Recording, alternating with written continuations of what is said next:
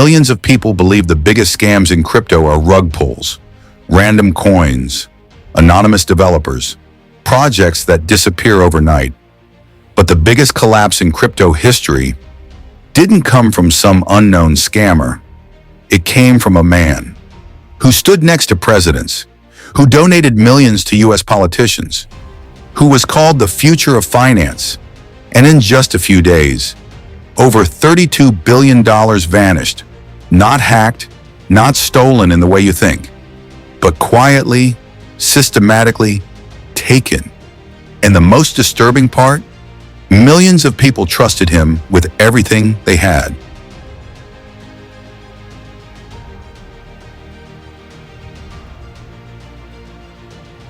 You might not see this channel again, so do well to subscribe, like, share, and turn on post notifications on this channel. Are you in the United States like myself? Let me know where you are watching from below.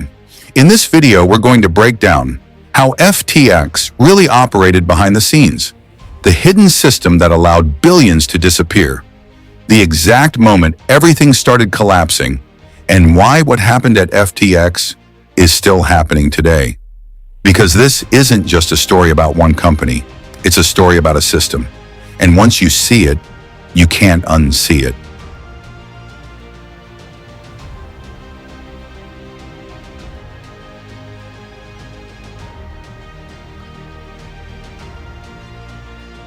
His name was Sam Bankman-Fried, but most people didn't call him that.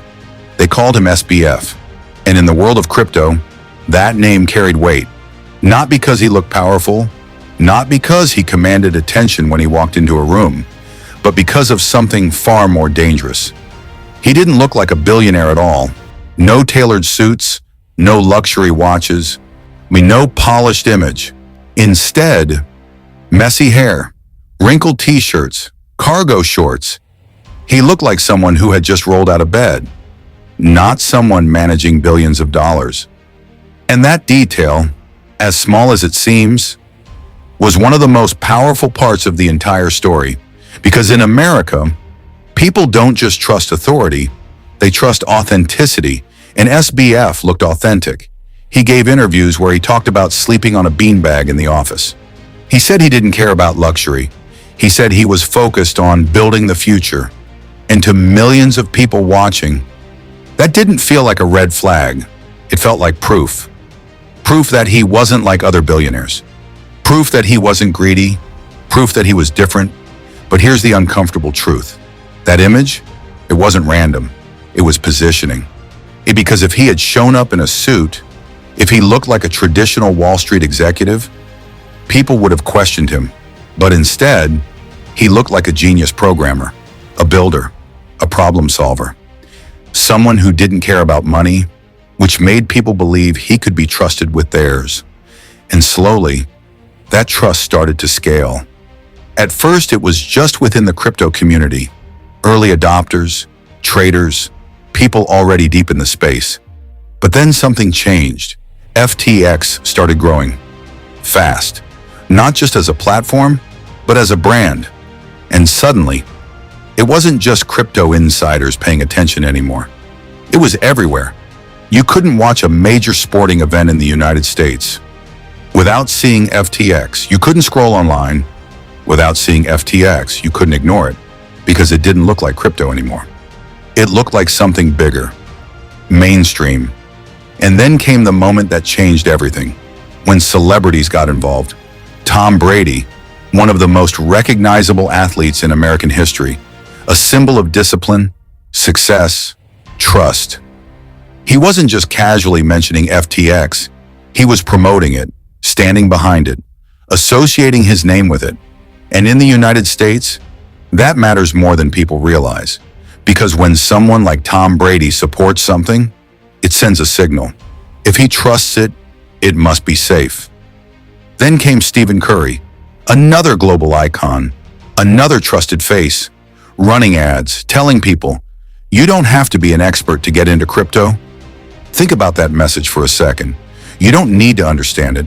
You just need to trust it. And millions of people did. Because now it wasn't just a company. It was backed by people they already believed in. And then the exposure exploded. Billboards in major U.S. cities, arena naming rights, primetime commercials. FTX wasn't trying to look like a startup. It was trying to look like an institution, something permanent, something stable, something that belonged in the same category as banks. And this is where the psychology gets dangerous, because when something feels familiar, people stop questioning it. FTX didn't feel like a risky crypto exchange. It felt like a bank, a financial app, a safe place, and that feeling was everything. Because trust in finance isn't built on code. It's built on perception, and FTX mastered that perception. To the average American user, this wasn't some offshore website run by anonymous developers. This felt domestic, professional, regulated, even if it wasn't. And that's the part most people missed, because nothing about the experience felt dangerous. The interface looked clean, the branding looked premium, the endorsements looked legitimate. Everything about it said, you can trust this. And so people did. They deposited money, not small amounts, real money, savings, investments, emergency funds. Some people moved their entire portfolios onto FTX because in their minds, this wasn't a gamble. It was a platform they believed in. And that belief didn't come from understanding the system. It came from something much simpler: familiarity, authority, repetition. They saw it everywhere. They heard about it constantly. They saw people they trusted endorsing it. And eventually, it stopped feeling like a decision. It felt obvious. Of course this is safe. And that right there, that moment where something stops being questioned and starts being assumed, is where the real story begins. Because what people trusted wasn't just a company, it was an image. And that image was about to collapse. And what was happening behind that image was something almost nobody saw coming.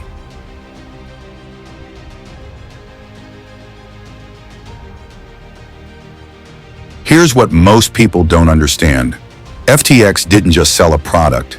It didn't just offer an exchange or give people a place to trade crypto.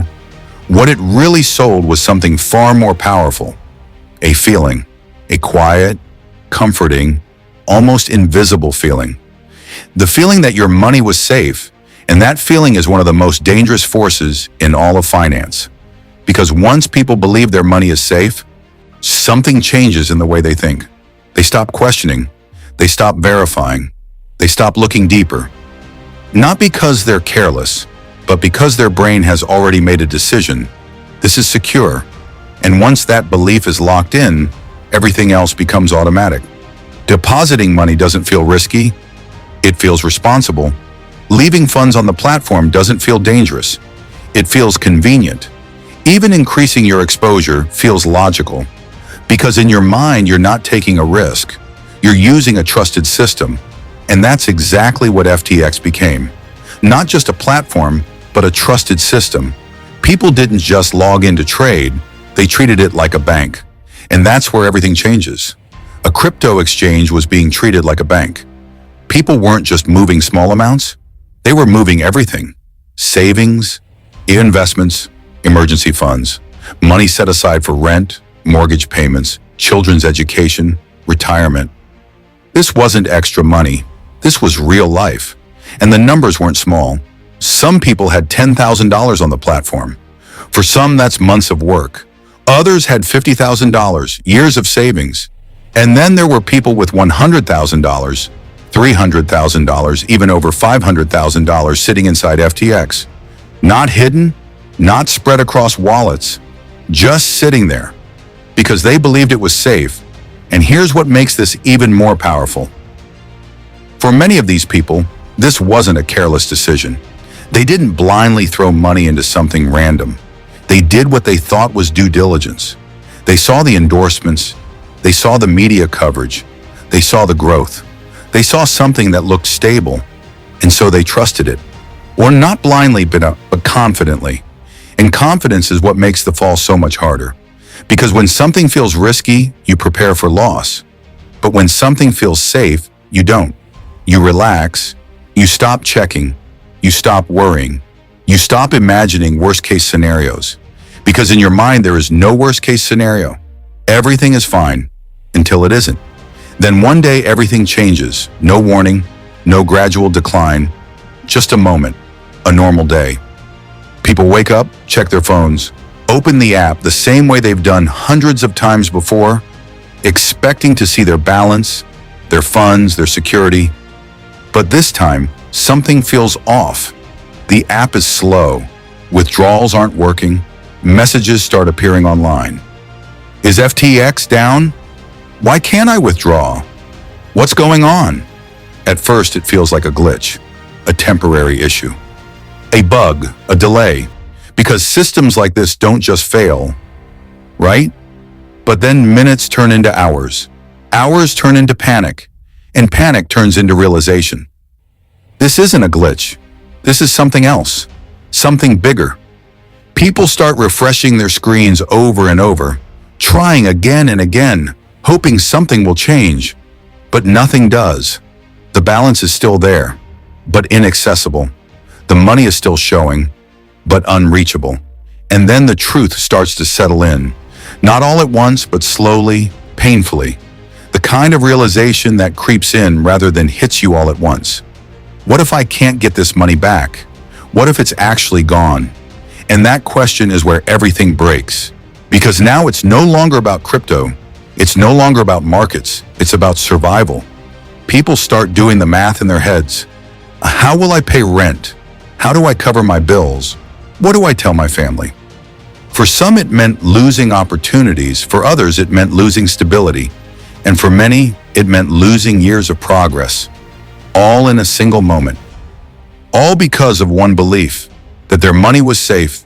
And that's the trap, the trust trap.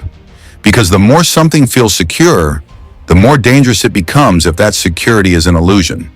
And what made FTX so powerful wasn't just the technology. It was the belief that nothing could go wrong. And once that belief was broken, everything else collapsed with it. But what people didn't realize yet was that the money hadn't just disappeared. It had been moving the entire time.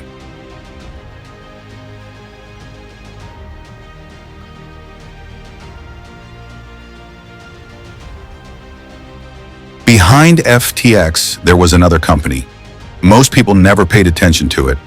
And it wasn't advertised. It didn't have celebrity endorsements.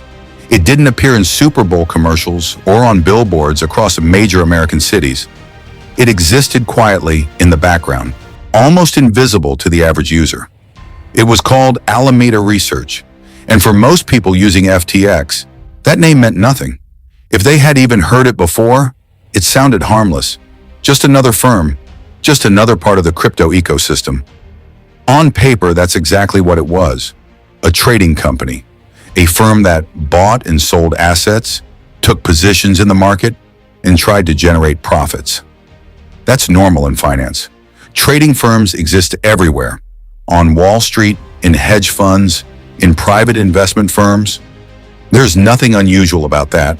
But this situation was different. And because Alameda wasn't just another company operating independently in the market, it was deeply connected to FTX. Not loosely connected, not casually associated, deeply connected. And that connection is where everything begins to change. Because on one side you had FTX, the platform millions of people trusted, the place where everyday users deposited their money believing it was being held securely, the place that looked and felt like a financial institution. And on the other side you had Alameda, a trading firm making aggressive moves in the market, taking risks, placing bets, and trying to generate returns. Individually, those two things can exist without a problem. But together, that's where the danger starts. Because FTX wasn't just a platform, it was a custodian. It held customer funds, billions of dollars, not company money. Not investment capital belonging to insiders. Customer money. The kind of money that comes with an expectation, an unspoken agreement. When I deposit my funds here, they stay here. That's how people think about banks.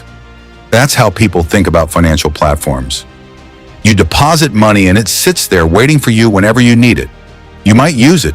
You might move it. But until you do, It doesn't move. That's the assumption. That's the trust. And that's exactly what millions of FTX users believed.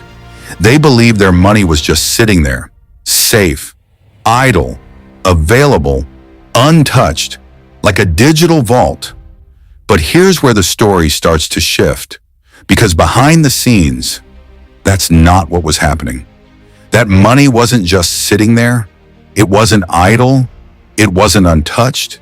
It was moving, and not in a small, insignificant way, not in a controlled, transparent, fully disclosed way, but in a way that most users would never expect and would never agree to if they fully understood it. Because once you connect a platform that holds billions in customer deposits to a trading firm that actively takes risks in the market, you create a system where the lines begin to blur, where ownership becomes unclear, where control becomes concentrated, and where the most important question starts to emerge. Whose money is actually being used? Because if Alameda needed capital to make trades, and FTX was sitting on billions of dollars in user funds, then the temptation becomes obvious. And in finance, temptation is rarely theoretical. It's practical, it's immediate.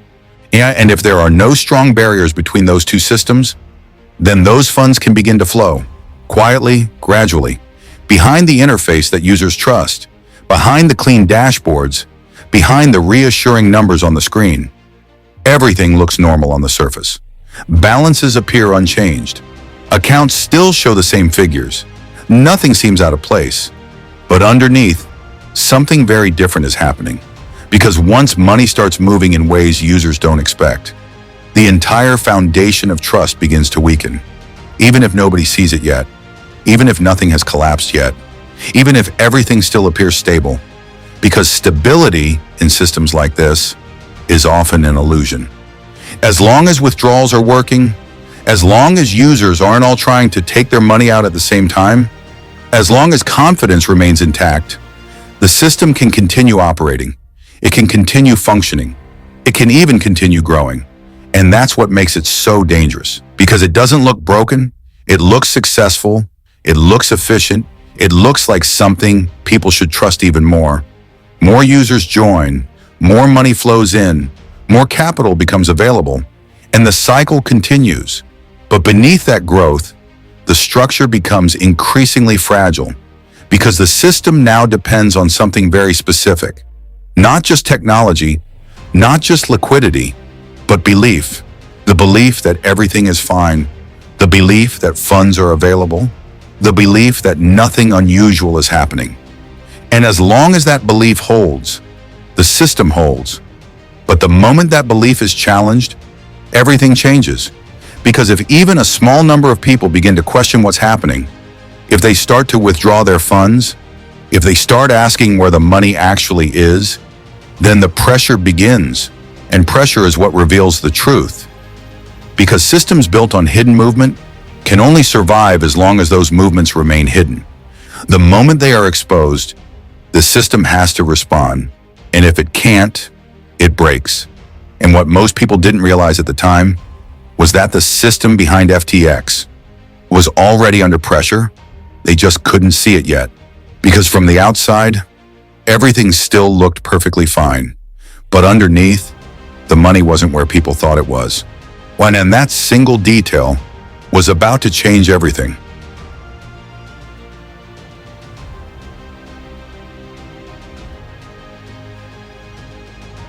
Behind the scenes, something very different was happening. Not visible on the app, not reflected in the clean interface, and not explained in a way most users would ever fully understand. But it was happening.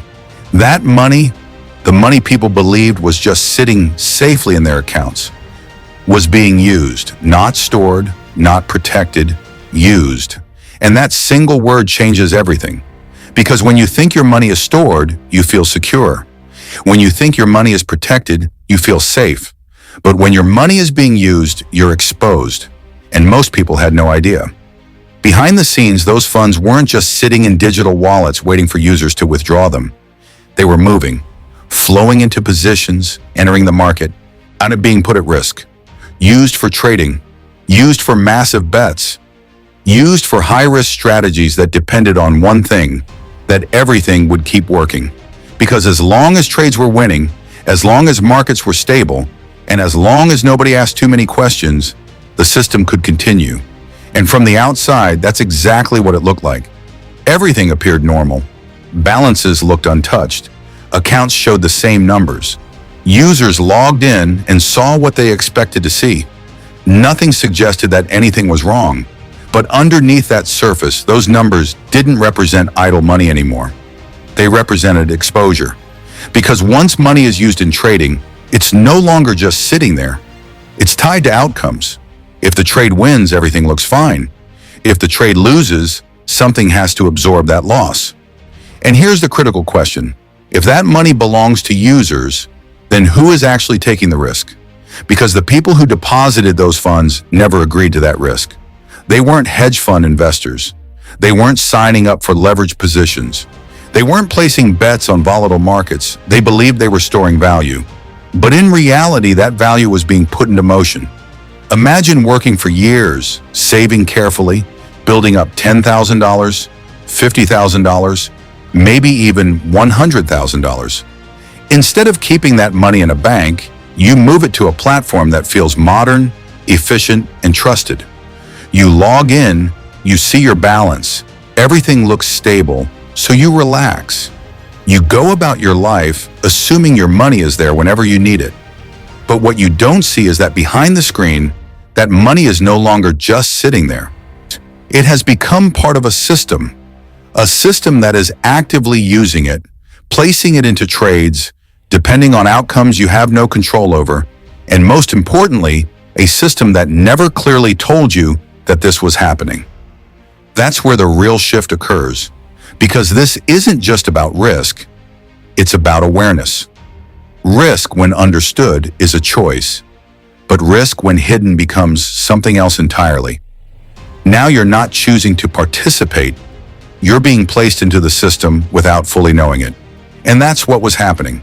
Customer funds were being used to support trading activity, not small, controlled activity, but massive positions, the kind that can generate huge returns, but also devastating losses, the kind that depends on timing, liquidity, and market behavior, the kind that if they go wrong, someone can unravel everything.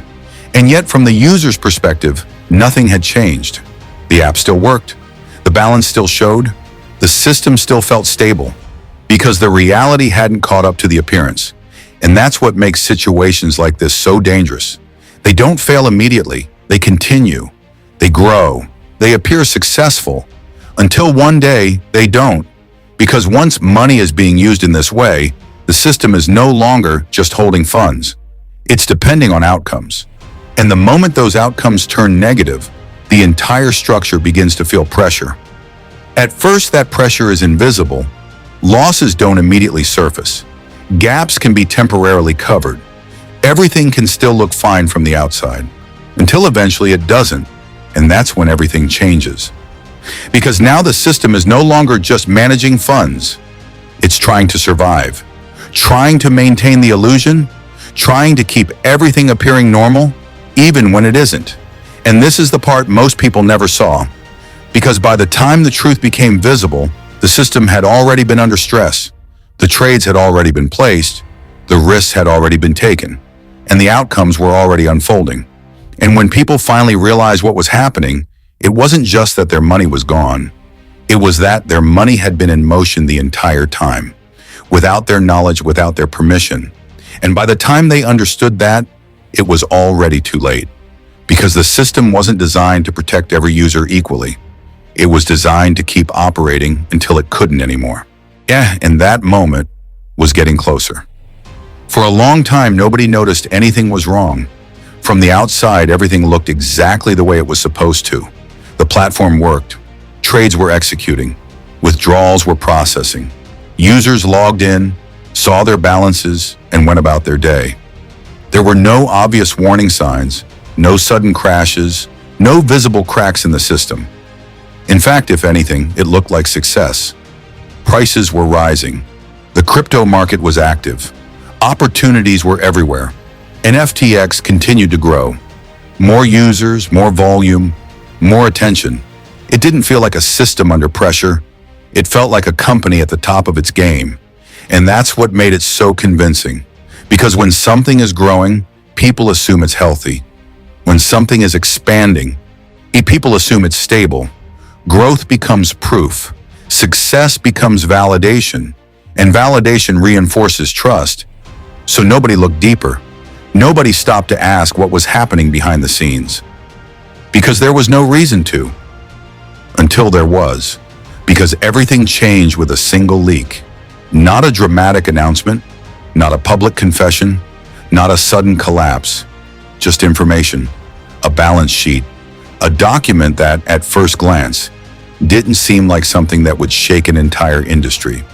But hidden inside it was a detail so important, so revealing, that once people understood it, nothing could be seen the same way again.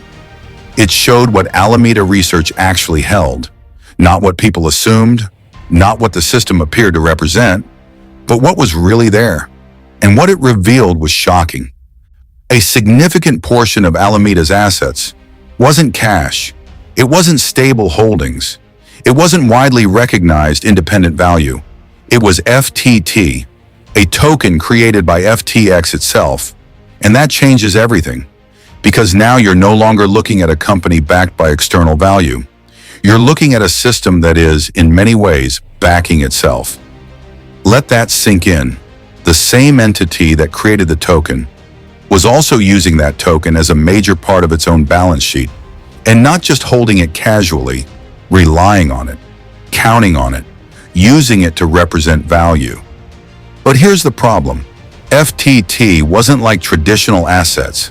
It wasn't like holding cash. It wasn't like holding widely adopted securities. Its value wasn't independent of the system. It was tied to FTX, controlled by FTX, influenced by FTX, which means the value wasn't coming from outside the system. It was being generated from within it. And when a system starts using its own creation as proof of its value, you're no longer dealing with something stable. You're dealing with something circular. Because the value depends on belief. The belief that the token is worth something, the belief that the platform is strong, the belief that everything is functioning normally. And as long as that belief holds, the value holds. But the moment that belief is questioned, everything starts to shift. Because now people begin to ask a different kind of question. Not how much is this worth, but what is this actually backed by? And once that question enters the system, confidence begins to crack. Because if a large portion of a company's value is tied to something it created, then that value is fragile. It's not anchored to external reality. It's anchored to perception, and perception can change fast. That's why this leak mattered so much. Because it didn't just reveal numbers, it revealed structure. It showed how the system was built. And once people saw that structure, they started to realize something was off. Because this wasn't what they expected. This wasn't what they thought they were trusting. This wasn't what they believed was holding their money. And once that realization began to spread, it didn't stay contained. It moved from analysts to traders to everyday users. And with every person who understood what that balance sheet meant, the same thought started to form. And if this is true, then what else is happening? And that's the moment everything starts to break. Not when the system collapses, but when people begin to doubt it. Because in financial systems, collapse doesn't start with failure. It starts with questions, and once those questions begin, they don't stop. Because now people are no longer operating on trust. They're operating on uncertainty, and uncertainty spreads faster than confidence ever did. Because now the same people who once believed everything was fine are starting to reconsider, starting to look again, starting to wonder if the system they trusted was ever as stable as it appeared. And that's when the illusion begins to fade. Because what looked like strength was actually dependence. What looked like value was actually self-reinforcement. And what looked like a solid foundation was something far more fragile. Because when your value is based on something you created, and control, and depend on, you're not standing on solid ground. You're standing on belief, and belief can disappear.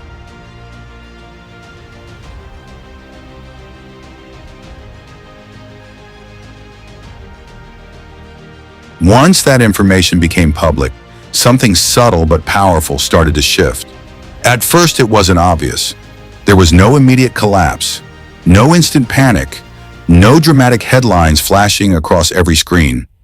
From the outside, everything still looked mostly normal. But underneath, confidence had been damaged.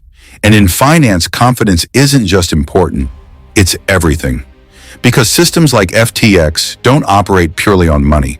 They operate on belief. The belief that funds are available, the belief that withdrawals will always work, and the belief that everything behind the scenes is functioning exactly as expected. And the moment that belief is questioned, the entire system becomes fragile. That's what started happening. Quietly at first, people began asking questions. Not everyone, not all at once, but enough. What exactly is Alameda holding? How is FTX structured? Is everything really back the way we thought? And those questions didn't stay contained. They spread from analysts to traders, from traders to online communities, from online communities to everyday users. And with every person who saw that balance sheet, the same feeling started to grow. Uncertainty, because once doubt enters a financial system, it doesn't sit still, it multiplies. At first, people didn't panic. They just became cautious, and caution leads to action. And so some users decided to test the system. They tried to withdraw small amounts, just to be sure, just to confirm everything was still working. And at first, it did. Withdrawals went through, funds arrived, everything seemed fine. But here's where the psychology changes. Because once you feel even a small amount of doubt, you don't stop at testing. You start protecting. So people didn't just withdraw a little. They withdrew more, then everything. And that's when the shift became visible. Because now money wasn't just sitting inside FTX anymore. It was leaving, and it was leaving fast. Millions of dollars turning into hundreds of millions. Hundreds of millions turning into billions, flowing out of the system at a speed it was never designed to handle. And this is what's known as a bank run. Not because something has already failed, but because people are afraid it might. And that fear becomes self-fulfilling. Because the more people withdraw, the more pressure the system feels. And the more pressure it feels, the more others start to worry. And the cycle accelerates faster and faster and faster until it becomes impossible to control. Because now it's no longer about logic. It's about survival. People aren't asking, is everything okay? They're asking, can I get my money out before it's too late? And that question spreads faster than anything else. Because nobody wants to be the last person left inside. Nobody wants to be the one refreshing their screen while everyone else has already exited. So withdrawals surge. Requests pile up. Liquidity gets stretched. And the system begins to feel something it hasn't felt before. Strain. Real strain. Because here's the uncomfortable truth about systems like this. They're not built for everyone to leave at once. They're built on the assumption that most people will stay, that most funds will remain in place, that confidence will hold. But now, confidence is breaking, and once confidence breaks, the math changes. Because even if a system appears strong, it can collapse under pressure if the demand for withdrawals exceeds what's actually available. And that's exactly the situation FTX was moving toward. But from the outside, it still wasn't obvious. Not yet, because the interface still worked. Balances still showed. Everything still looked operational. But behind the scenes, the pressure was building rapidly, and internally, something much more serious was beginning to unfold. Because now it wasn't just about managing funds. It was about managing a crisis. Trying to meet withdrawal demands, trying to maintain stability, trying to keep the system. This isn't just a temporary situation. This is something much bigger. Because suddenly, withdrawals stop working, and that's when the panic becomes real.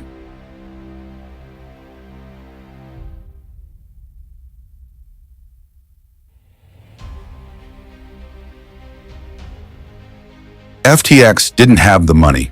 That's the moment everything stops being theoretical. Up until this point, it was uncertainty, questions, doubt, people wondering if something might be wrong. But now the situation had crossed a line, because once a financial platform can't meet withdrawal requests, it's no longer a risk, it's a reality. And it happened fast, not over months, not over weeks, within days. One moment users were still trying to move their funds, still hoping the system would stabilize, still believing this might just be temporary. And then suddenly, withdrawals stopped. At first it didn't feel real. The app still opened. When the interface still looked normal, account balances were still visible. Numbers still appeared exactly where they had always been. But something had changed. The one thing that mattered most was no longer working. People tried to withdraw. Nothing happened. They tried again. Still nothing. They refreshed their screens, closed the app, reopened it, checked their internet connection, tried different devices. Because when something like this happens, the first instinct isn't panic, it's denial. This has to be a glitch. Maybe the system is overloaded. Maybe it'll work in a few minutes. And for a short time, that belief holds. Because the alternative is too difficult to accept. But minutes turn into hours. Hours turn into more attempts. And every failed attempt starts to feel heavier than the last. Because now, a different thought begins to form. What if this isn't temporary? What if I can't get my money out? And once that thought appears, everything changes. Because now people aren't just checking their accounts, they're watching them, constantly, refreshing, hoping, waiting, trying to catch the moment when withdrawals start working again. But that moment never comes. And that's when reality starts to settle in. Slowly at first, then all at once. Because the numbers are still there. The balances haven't disappeared, but they might as well have. Because money you can't access is no longer yours in any meaningful way. And that's a different kind of loss. It's not immediate. It's not final in the way people expect. It's suspended, uncertain, which somehow makes it even worse. Because now you're stuck between two possibilities. Maybe it will come back, or maybe it won't.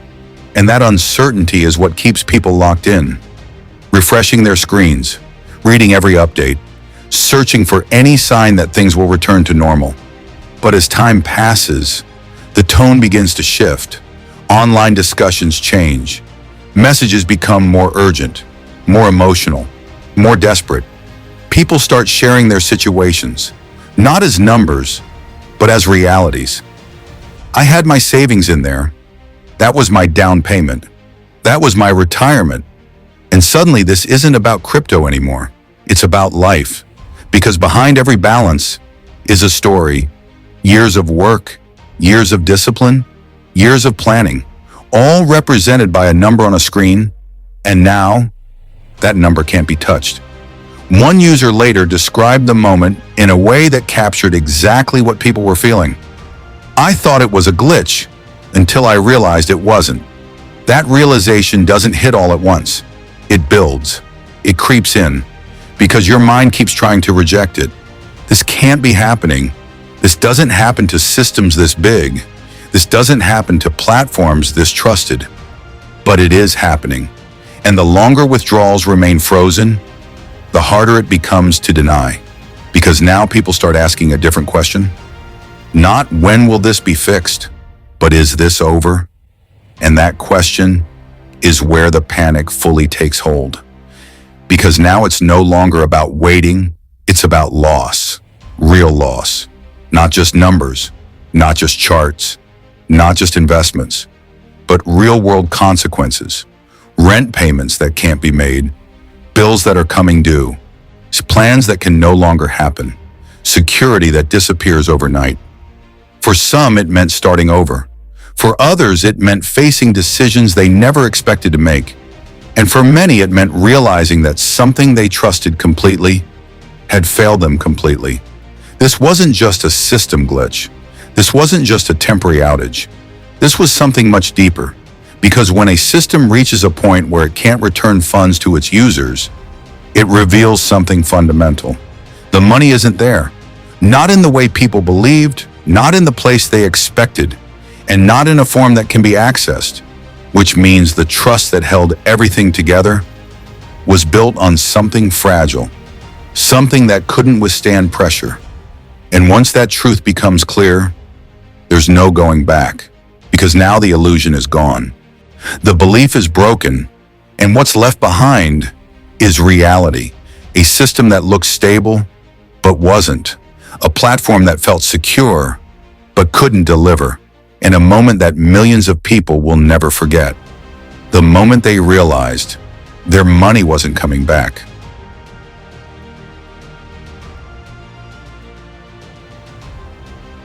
Then the truth came out, not all at once, not in a single announcement or a clear, simple explanation, but piece by piece, detail by detail, the reality began to surface. And as each new piece of information emerged, the picture became harder to ignore, because what people had feared was real. Customer funds had been transferred, not moved in the way users expected, not transferred with consent, not handled in a way that matched the trust people had placed in the platform, transferred from FTX to Alameda.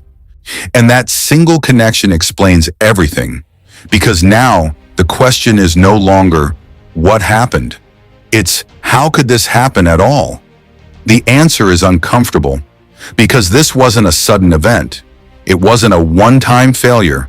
It wasn't a moment where something went wrong and everything collapsed.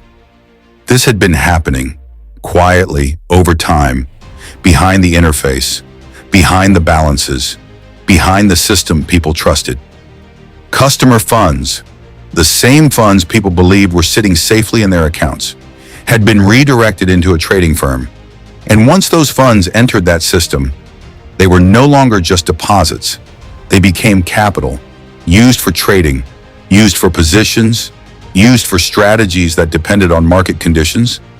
And once money enters a system like that, it's no longer static. It's exposed, because trading isn't guaranteed. It doesn't operate on certainty. It operates on risk, and risk means outcomes. Some trades win, some trades lose. But when the money being used belongs to customers, losses don't just stay within a company. They affect real people. And that's exactly what happened. The bets didn't all work. The positions didn't all succeed. The market didn't move the way it needed to. And over time, losses began to build. Not all at once. Not in a way users could immediately see, but gradually, quietly, until those losses became too large to ignore. And here's the part that changes everything. Because at this point, the system faces a choice. Either it reveals the truth, or it continues operating and hopes the situation can be managed. And for a time, it kept going. Because as long as withdrawals were low, as long as confidence remained intact, as long as users didn't all try to access their funds at once, the system could continue functioning. The gaps could remain hidden, the losses could remain buried, and everything could still appear normal. But once withdrawals increased, once pressure entered the system, once people started asking questions, there was no longer a way to contain it, because now the system had to deliver something it no longer fully had: liquidity, real, accessible funds. And that's when the truth became unavoidable. The money wasn't there, not in the way people believed, not in the place they expected, because it had already been used, and in many cases, lost. And this is where the narrative shifts completely, because at first people look for external explanations. A hack, a breach, an attack, something outside the system that caused the failure, because that's easier to understand, easier to process, easier to accept. But this wasn't that. There was no external attacker, no sudden intrusion, no single event that caused everything to collapse. And it wasn't a simple mistake either. Not an accounting error, not a temporary miscalculation, not something that happened accidentally and could be quickly corrected. This was something else, something deeper. Because what this revealed was a system that allowed it to happen, A structure where customer funds could move in ways users didn't expect. A system where risk could be taken without full visibility. A system where the separation between what belonged to the company and what belonged to the users was no longer clear. And once that boundary disappears, everything changes. Because now trust is no longer based on guarantees, it's based on assumptions. And assumptions can fail. Because if a system allows funds to be transferred, used, and exposed without users fully understanding it, then the risk isn't just in the market, it's in the structure itself. And that's the part most people didn't see, because they weren't just trusting a company, they were trusting a system they couldn't see, a system they didn't fully understand, a system that, under pressure, did exactly what it was designed to do: continue operating until it couldn't anymore. And by the time that truth became clear, the damage had already been done, because the funds weren't just missing, they had already been put into motion, already been exposed to risk, already been lost in ways that couldn't be reversed. And once that realization settles in, there's no simple explanation left, no easy fix, no quick recovery, because now the question isn't what went wrong, it's something much harder to accept. How was this allowed to happen in the first place? And that question is what lingers long after everything else collapses.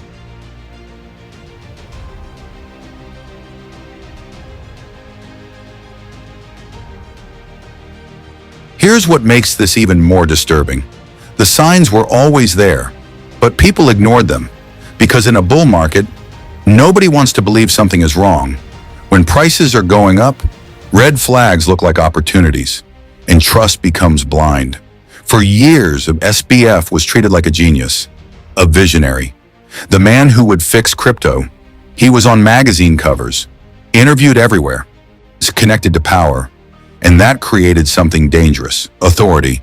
Because when people see authority, they stop questioning. Here's the part most people don't want to hear. What happened at FTX wasn't just fraud, it was allowed to happen because the system didn't stop it, the incentives didn't stop it, and the people involved didn't question it.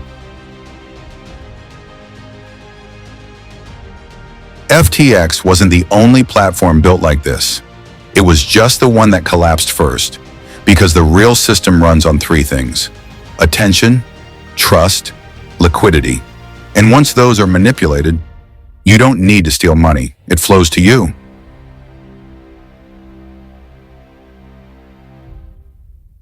So here's the real question. Not, was FTX a scam? But how many platforms right now look exactly like FTX did before it collapsed? Because the next collapse won't look dangerous. It will look safe, trusted, recommended, just like FTX did. And the most uncomfortable truth, the next FTX might already have your money.